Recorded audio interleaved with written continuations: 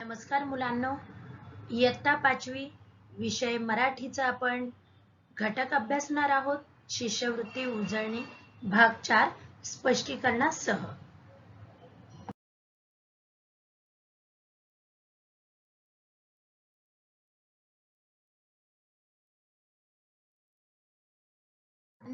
मी इथे उतारा दिलेला आहे.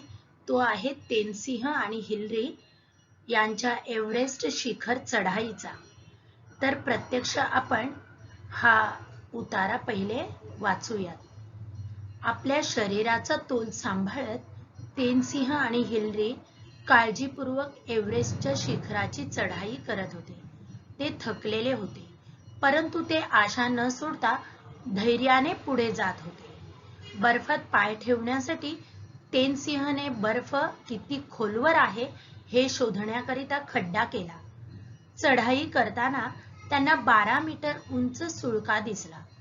अत्यंत कठीण परिस्थितीत काळजीपूर्वक त्यांनी सुळका सर केला.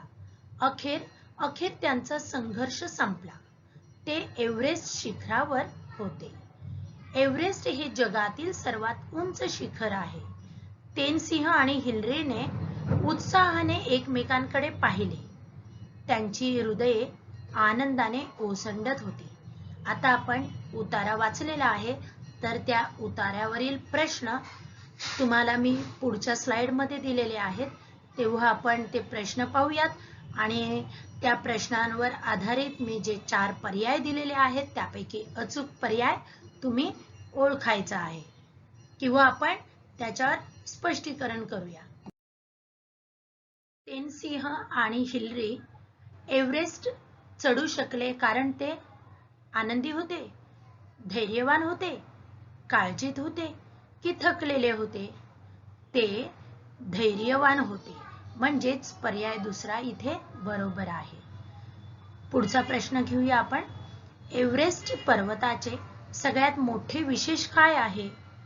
हा अतिशय धोकादायक पर्वत आहे. हे जगातील सर्वात उंच शिखर आहे. यावर उंच सुळके आहेत. हा पर्वत नेहमी बर्फाने आच्छादलेला असतो. हे सर्व जरी बरोबर असले पर्याय, तरी सुद्धा विशेष असं काय आहे? तर हा जगातील सर्वात उंच पर्वत आहे. समजले तुम्हाला? म्हणजेच पर्याय क्रमांक 2.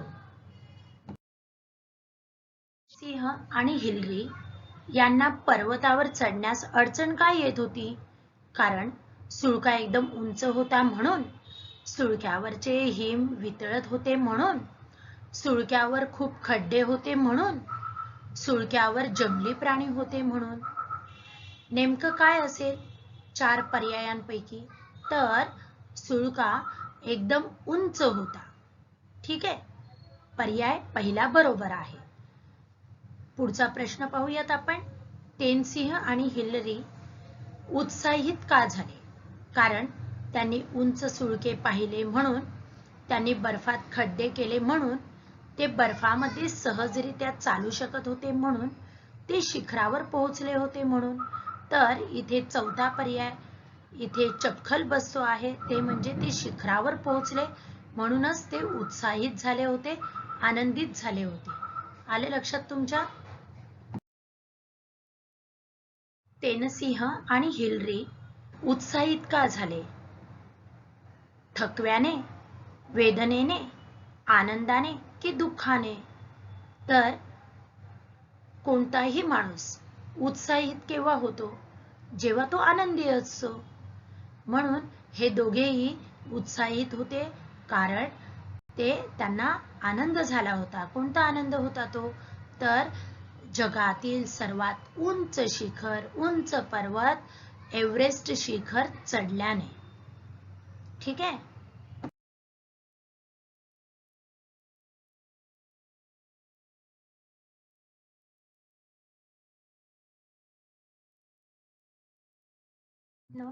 मी तुम्हाला इथे दुसरा उतारा दिलेला आहे.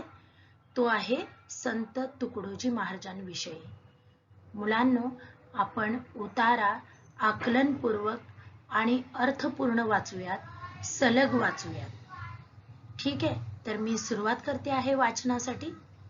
सुमारे 90 वर्षापूर्वीची ही गोष्ट.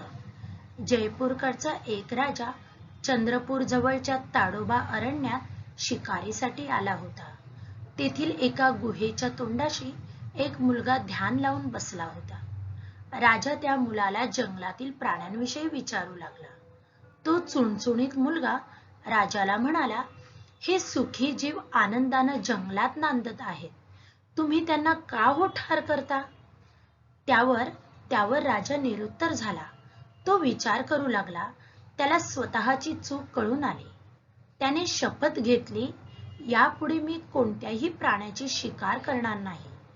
आपण शिकार करतो याचा अभिमान बाळगणाऱ्या राजाला ज्या उमद्या मुलाने अहिंसेची शपथ घ्यायला लावली, त्या मुलाचे नाव होते माणिक. पुढे तो राष्ट्रसंत तुकडोजी महाराज या नावाने प्रसिद्धीस आला. आता आपण हा उतारा वाचलेला आहे. आपल्याला आकलनही झालेलं आहे. आता या उतार्यावरील जे प्रश्न आहेत त्या प्रश्नांची उत्तरे आपण पाहूया. आपण उतारा वाचलेला आहे आणि या उतार्यावरील प्रश्न आणि त्यांची उत्तरे आपल्याला सोडवायची आहेत. तर पहिला प्रश्न तुमच्यासाठी असा आहे, तुकडोजी महाराजांचे नाव काय होते? दुसरा पर्याय आहे माणिक. बरं, बाकीचे जे 3 पर्याय आहेत त्यांचं आपण विश्लेषण बघूया. आकडोजी म्हणजेच तुकडोजी महाराजांच्या गुरूंचे नाव आणि बंडोजी हे तुकडोजी महाराजांच्या वडिलांचे नाव. ठीक आहे. तुमच्यासाठी पुढील प्रश्न असा आहे, चंद्रपूर जवळ कोणते अभयारण्य आहे? तर चौथा पर्याय आहे ताडोबा. पुढचा प्रश्न तुमच्यासाठी, राजाने कोणती शपथ घेतली? पहिलं अहिंसेची, 2 शिकार न करण्याची, 3 दानधर्म करण्याची की 4 प्रजेच्या रक्षणाची? तर मुलांनो, शिकार न करण्याची शपथ त्यांनी घेतली, म्हणून पर्याय दुसरा बरोबर आहे. तुकडोजी महाराज कुठे ध्यान लावून बसले होते? झाडासमोर, गुहेसमोर, घरासमोर की लोकांसमोर? तर दुसरा पर्याय आहे गुहेसमोर. पुढचा प्रश्न, राजा अरण्यात कशासाठी गेला होता? ध्यान लावण्यासाठी, शिकार करण्यासाठी, फिरायला जाण्यासाठी की झाडे तोडण्यासाठी? तर राजा हा शिकार करण्यासाठी अरण्यात गेला होता, जंगलात गेला होता.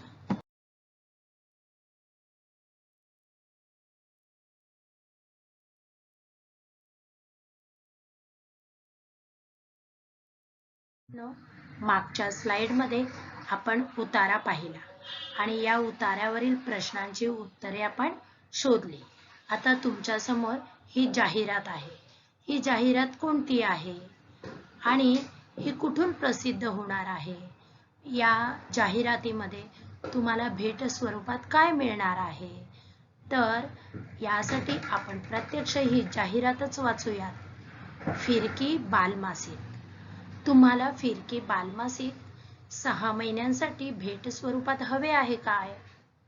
फिरकीत मुलांच्या लिखाणासाठी काही पाने असतात, ज्यांना माझे पान असे नाव दिले जाते.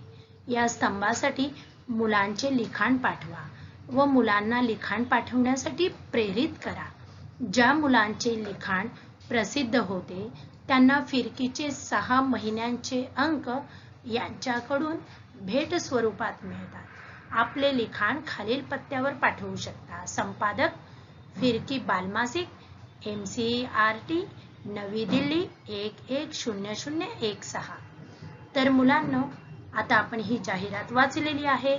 या जाहिरातीवर आधारित मी पुढच्या स्लाइडमध्ये तुम्हाला प्रश्न दिलेले आहेत, त्याची उत्तर आपण शोधूयात. ठीक आहे. ही जाहिरात कशाबद्दल आहे? मुलांबद्दल आहे, भेटवस्तूबद्दल आहे, बालमासिकाबद्दल आहे की वर्तमानपत्राबद्दल आहे? तर ही जाहिरात बालमासिकाबद्दल आहे. तर हे बालमासिक कोणतं होतं? फिरकी.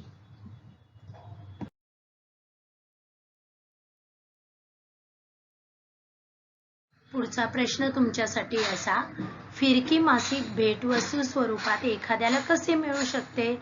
पहिला पर्याय आहे संपादकाला पत्र लिहून, दुसरा पर्याय आहे फिरकी मासिक विकत घेऊन, तिसरा पर्याय आहे फिरकीसाठी पोस्टर रेखांकित करून, की चौथा पर्याय आहे फिरकीमध्ये लेख प्रकाशित करून. तर मुलांनो, चौथा पर्याय बरोबर आहे, फिरकीमध्ये लेख प्रकाशित करून. कारण जर लहान मुलांचे लेख प्रकाशित झाले तर त्या मुलांना फिरकी मासिक 6 महिन्यासाठी भेट म्हणून मिळते. पुढचा प्रश्न आहे, माझे पान यामध्ये मुलांचे लिखाण प्रकाशित केले जाते. हे वाक्य आहे आणि या वाक्यामध्ये आपल्याला प्रश्न तयार करायचा आहे. या वाक्यावर आधारित प्रश्न तयार करायचा आहे. तर पहिला पर्याय आहे, माझे पान तुम्हाला कुठे आढळेल? दुसरा पर्याय, माझे पान मध्ये काय प्रकाशित केले जाते? तिसरा पर्याय आहे, माझे पान कोण प्रकाशित करते? आणि चौथा पर्याय आहे, माझे पान कधी प्रकाशित होते? तर सर्व प्रश्न इथे बरोबर आहेत, परंतु त्यातल्या त्यात सर्वात योग्य प्रश्न कोणता आहे की या मुलांच्या मासिकाच्या संदर्भात, लहान मुलांच्या मासिकाच्या संदर्भात माझे पान मध्ये काय प्रकाशित केले जाते? तर लहान मुलांचे लेख प्रकाशित केले जातात. हा सगळ्यात महत्त्वाचा प्रश्न आहे आणि सर्वात योग्य प्रश्न आहे.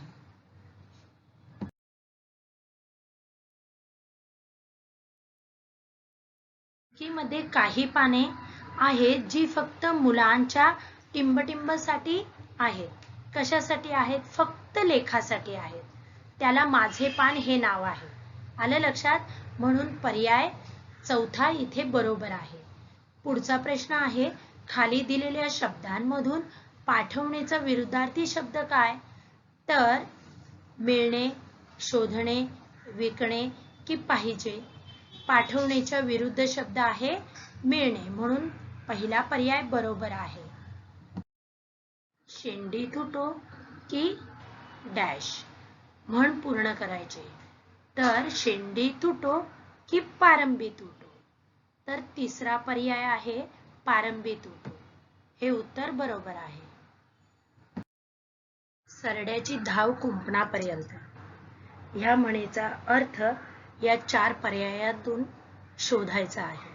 पहिला पर्याय आहे, सामान्य कृतीच्या माणसाची धाव विशिष्ट मर्यादेतच असते. दुसरा पर्याय आहे, कर्तृत्व कुंपणापर्यंतच असणे.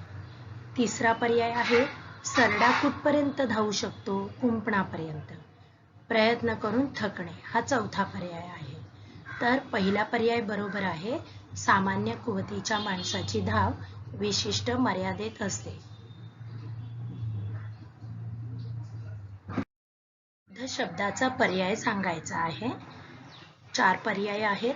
आधुनिक, दुसरा पर्याय आहे आदिवासी, तिसरा आहे हुकूम आणि चौथा आहे हळूहळू. तर पहिला पर्याय आहे तो अशुद्ध शब्द आहे. आधुनिक लिहिले तर आधुनिक पाहिजे, आ पाहिजे तिथे.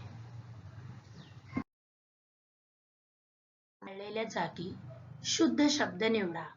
क्रीडा स्पर्धेत आमच्या शाळेने 3 टिंबटिंब मिळवली. काय मिळवली? तर पारितोषिके मिळवली. परंतु हे 4 पर्याय जे दिलेले आहेत त्यामध्ये शुद्ध शब्द नेमका कोणता आहे? तर बाळांनो, तिसरा पर्याय हा शुद्ध आहे.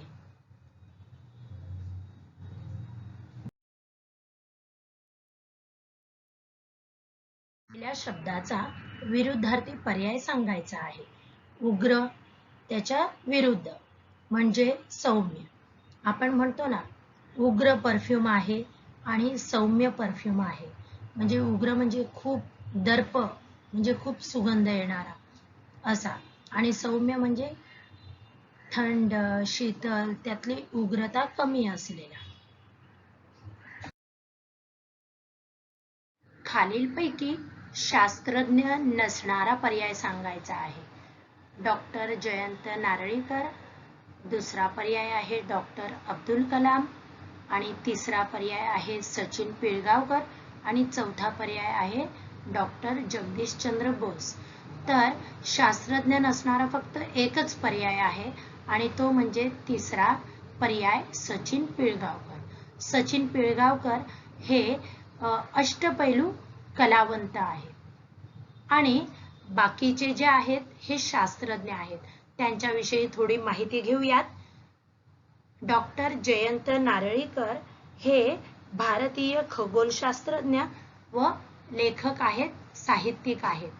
तसेच डॉक्टर अब्दुल कलाम म्हणजेच भारताचे 11वे राष्ट्रपती 1992 ते 1999 मध्ये पंतप्रधानांचे मुख्य आर्थिक सल्लागार होते. अवकाश संशोधन संस्थेत क्षेपणास्त्र विकासातील महत्त्वाचे सॅटेलाइट लॉन्चिंग व्हेकलच्या संशोधनात त्यांनी काम केलं. अर्जुन रणगाडा आणि लाईट कॉम्बॅट एअरक्राफ्ट यांच्या निर्मितीत त्यांची महत्त्वाची भूमिका होती. विज्ञानाचे हे परमभोक्ते होते. अब्दुल कलाम यांचा जन्मदिवस 15 ऑक्टोबर हा जगभरात विद्यार्थी दिन म्हणून पाळला जातो. क्षेपणास्त्र विकास कार्यामधील अग्नि क्षेपणास्त्राच्या यशस्वी चाचणीमुळे त्यांचे जगभरातून कौतुक केले जाते. आणि तिसरे जे आहेत डॉक्टर जगदीशचंद्र बोस हे जीवशास्त्र व भौतिकशास्त्रात त्यांनी बरेच शोध लावले. वनस्पतींमध्येही भावना असतात हे सिद्ध करून दाखवले. तसेच त्यांनी वनस्पतीची वाढ मोजण्यासाठी एक मशीन शोधून काढली आणि संशोधनादरम्यान त्यांना कळले की थोड्या कालावधीनंतर धातूही थकतात. अशा पद्धतीने भौतिकी, जीवविज्ञान, वनस्पती विज्ञान तसेच पुरातत्व विभागाचे ते गाढे अभ्यासक होते, संशोधक होते.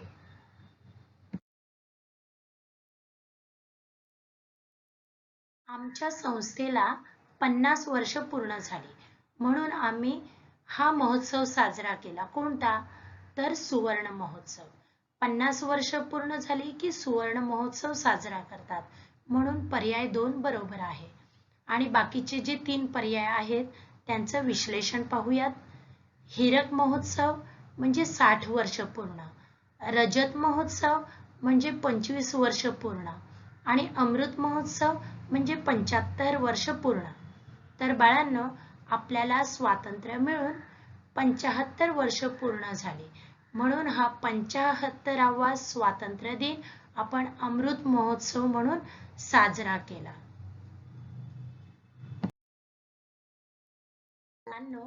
या प्रश्नामध्ये ना या उपसर्गाने तयार झालेला पुढीलपैकी कोणता विरुद्धार्थी शब्द आहे? तर बाळांनो, प्रथम उपसर्ग म्हणजे काय हे आपण जाणून घेऊयात.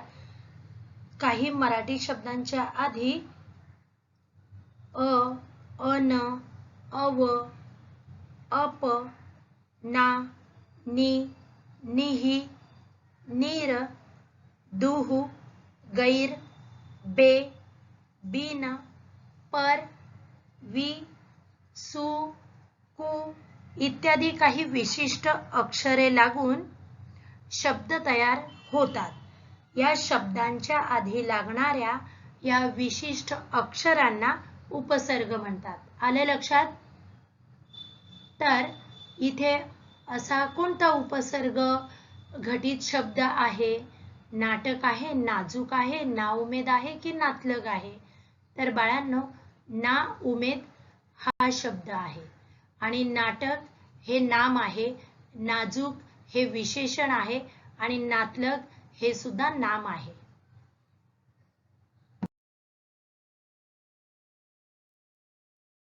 प्रश्नामध्ये शब्दसमूहाबद्दल एक शब्द विचारलेला आहे. अस्वलाचा खेळ करणारा कोण? तर दरवेशी म्हणून चौथा पर्याय बरोबर आहे. मग मदारी म्हणजे कोण? तर माकडाचा खेळ करून दाखवणारा मदारी. आणि माहूत हत्तीला काबूत करणारा, त्याला राखणारा म्हणजे माहूत.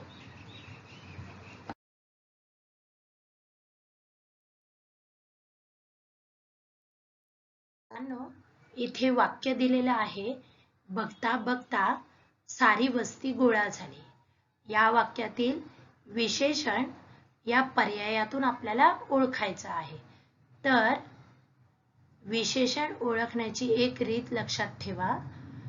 पहिले यातलं नाम ओळखायचं. नाम ओळखलं, नाम आहे वस्ती.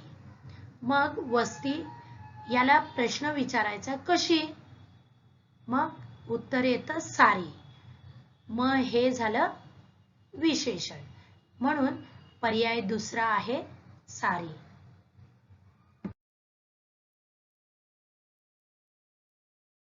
गटात न बसणारा शब्द ओळखायचा आहे. मृग, सारंग, कुरंग आणि कुंजर. तर बाळांनो, गटात न बसणारा पर्याय आहे चौथा पर्याय कुंजर. कुंजर म्हणजे हत्ती होतं आणि बाकीचे हे जे 3 पर्याय आहेत ते म्हणजे हरणाची नावे होतात. मृग, सारंग आणि कुरंग. आलं लक्षात? म्हणूनच गटात न बसणारा शब्द आहे कुंजर.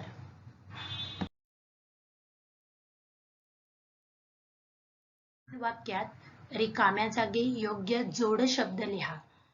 त्या माळरानावर एक चीट डॅश ही दिसत नव्हते. चीट, शीट, चीट, पीठ, चीट पाखरू की चीट पक्षी. चीट पाखरू हे काय झाला? जोड शब्द झाला. तर असे जोड शब्द तुम्ही तुमच्या वहीत लिहायचे आहेत.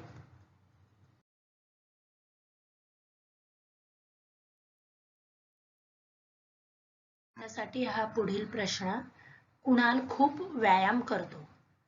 यामध्ये नाम ओळखायचंय. कुणाल, खूप, करतो, दुसरा व तिसरा पर्याय बरोबर. बघा, यामध्ये नाम आहे कुणाल, म्हणून पहिला पर्याय बरोबर आहे. इथे सूर्याला आदित्य हे नाव आहे, तर चंद्राला नाव कोणतं? तर पर्याय क्रमांक 3 सुधाकर हे चंद्राचं नाव आहे. सविता आणि मित्र पहिला आणि दुसरा पर्याय म्हणजेच ही सूर्याची नावं आहेत. आणि चौथा पर्याय जो आहे सुधा, हे चंद्राचंही नाव नाही आहे आणि सूर्याचंही नाही आहे. तर चंद्राची नावं आपण लक्षात घेतली तर सुधांशू येतं, परंतु सुधा येत नाही. आले लक्षात तुमच्या?